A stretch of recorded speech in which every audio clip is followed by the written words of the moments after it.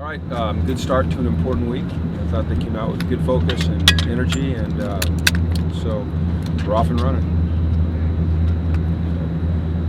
Fire away. All right, thanks.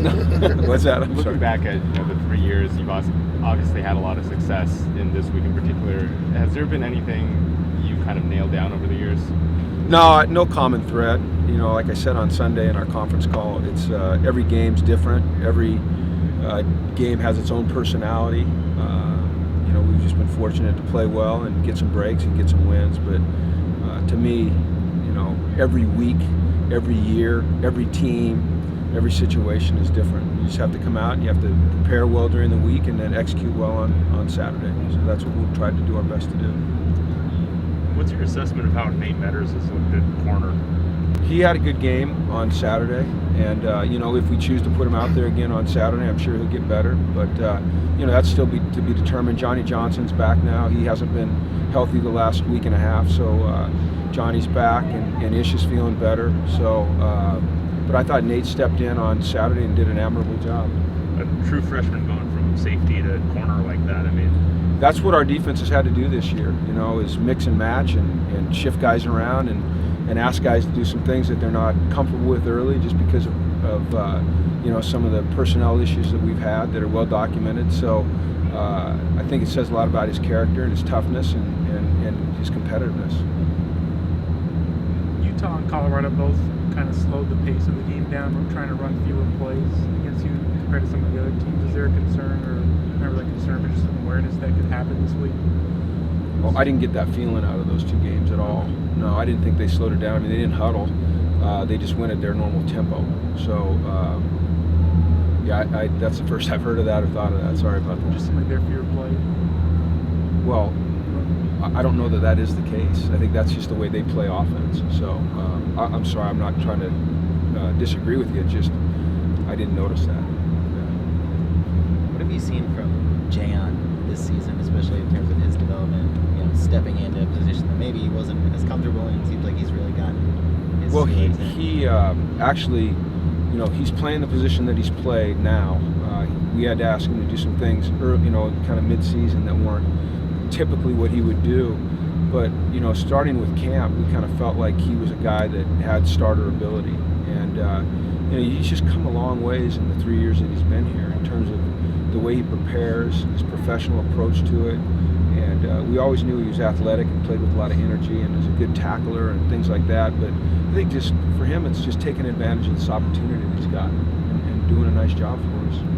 What's usually the key for guys that had primarily played special teams to transition into a larger role on defense? Well, when you play special teams, it's a one snap proposition. You're one snap and then you're off the field, and you can regain kind of your sense of what's going on and prepare for the next play. When you're playing every down, it's things are coming at you awfully quick, so you've got to be able to get refocused real quick. So I think that's one of the differences. And then dealing with the stress of playing every down, when things are coming at you fast, dealing with the fatigue aspect of it.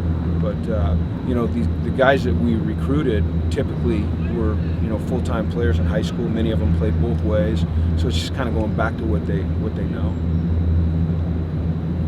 With some of the changes on the offensive line, does Jake's presence become more important in the week of prep, just him being vocal with some of the younger guys? Well, I don't know that we have changes on the offensive line. We did in the game. We had to make a couple moves in the game when Alex got hurt and when Connor got hurt, but that doesn't mean that we're going to have changes this week. But it doesn't really matter who's in there. Jake is in command. It all starts at the center. That's the guy who makes the calls. That's the guy who points out things, adjusts protections, gets guys on the right page. When we do go to silent count, which we did against Utah, he's the guy that's called the cadence. And so to have a guy that started 50 games at UCLA and, broke an all-time record for games started as that guy, as that center, as that voice, as that decision maker, I think it's pretty comforting for us as coaches, and I've got to believe for the guys around him it's very comforting as well, and the guy that he's snapping to. So, the value that he brings to this team, that Jake Brindle has brought to this team and continues to bring to this team, it's really immeasurable. Given what you've seen out of Colton this year, how confident are you in him if he needs to kind of play? If he needs to play, I think he'll play well. You know, he's gotten a lot of experience this year. He's played against good players and played well. He's had to play both sides. I don't think he lacks for confidence. You know, he's a big athletic guy, and I think just the experience that he's gotten this year is really valuable for him. Not only if he has to play this week or in the bowl game, but, you know, also for the future. He's going to come into spring with great confidence. You know, he's going to have a battle on his hands. I mean, he's got, you know, we've got Caleb and we've got Connor out there. So, but it's nice to have 3 tackles that you really have a lot of confidence in. You're going to face your 4th different coach in USC games. I know you said there wasn't a common thread. Does that have something to do with it? You know, each guy brings a little bit different sort of approach especially into a game like this, where there is, you know, a lot of line, a lot of emotion. I don't worry about their approach. You know, you're breaking down their schemes and their tactics and and the way they manage a game and the decisions that they make during a game. Those are the things that you're studying so that you have a chance when the game is being played to make the right decision on your end. So certainly there's not as much familiarity when you face, you know, 4 different coaches, but you know, people change through the years, they adapt, so every week's different anyway. How much does it help when you're getting into a situation that can be passionate, emotional, to have stability like you guys have had? Well, I think we're getting there. You know, I thought last week was a really positive step in the right direction. Just going into an environment like Utah and playing against a really good team that had a lot on the line, and being able to keep our poise in a hostile environment in a tight game and play the way we did. So I think that's always important. I mean, you know, these games are emotional. They're, you know, all rivalry games are emotional. They're just a little bit different. But the key is to, you know, keep your wits about you and go out and execute to the best of your ability. And that typically is the team that wins, the team that's able to do that. You know, not make mistakes, play with great technique, play with great focus, play with great effort, and that's what we're going to focus on. Jordan Payton breaking the school's all-time receptions leader. How valuable was his presence this year for him to come back and help out?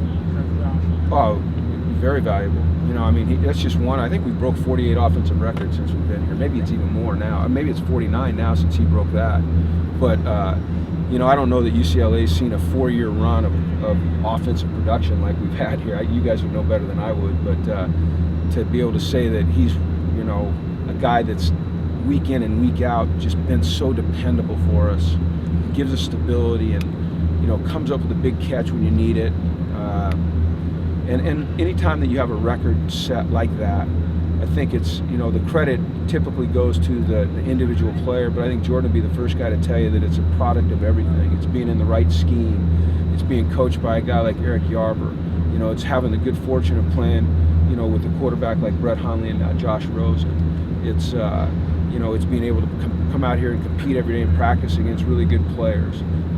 It's a play caller like Noel that knows when to get it to him at the right time. It's an offensive line that protects. It's having a running game so they can't just always play cover 2.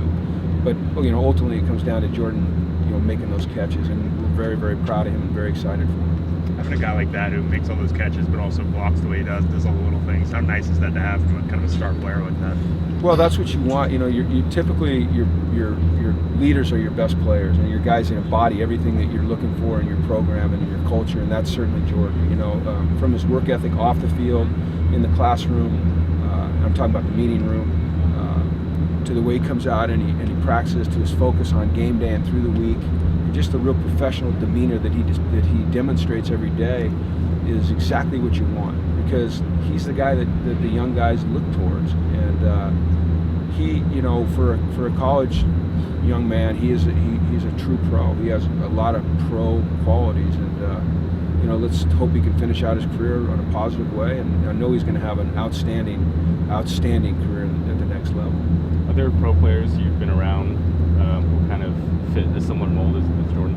Yeah, I've said this a couple times. I don't know if I've said it to you guys, but the 2 guys that he most reminds me of are Anquan Bolden and TJ Houshmandzadeh. And I think he has the qualities that those guys have. And he's much like TJ in that he has a great awareness of how to set people up in zone. He uses change of pace and stems very, very well. And he's a very secure catcher at the ball. And then in terms of the way Anquan plays with anger, and he's violent, and he has a great attitude about him that he can't be beaten. He loves to block. He likes to try to run through people. You know, you see Jordan that fights and scratches and struggles for every yard. So when I've watched Jordan, those are the two guys that he most reminds me of. What's your familiarity with Coach Helton, and what have you?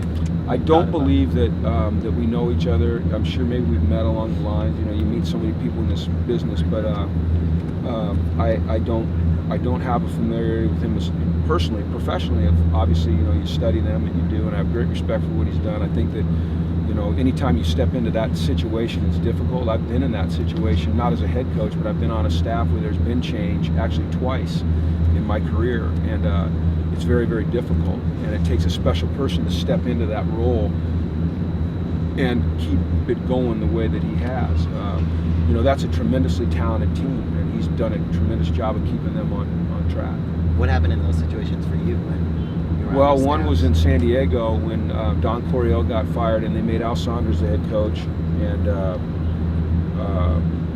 we did okay. You know, we did okay. We weren't as talented, you know, comparable as you know, our opponent this week. I mean, it's just you're talking about talent all over the place. And then the other time was in New Orleans, and we did okay. You know, it's a little bit more difficult in the NFL. I think it's not as hard, I don't think, at this level. Plus, you know, I think Coach Helton had obviously a lot of familiarity with this. I think he'd done it before for a game, so it wasn't new for him. And he's done a great job with a very talented team. That pitch is good for us. All right, let's go. Okay.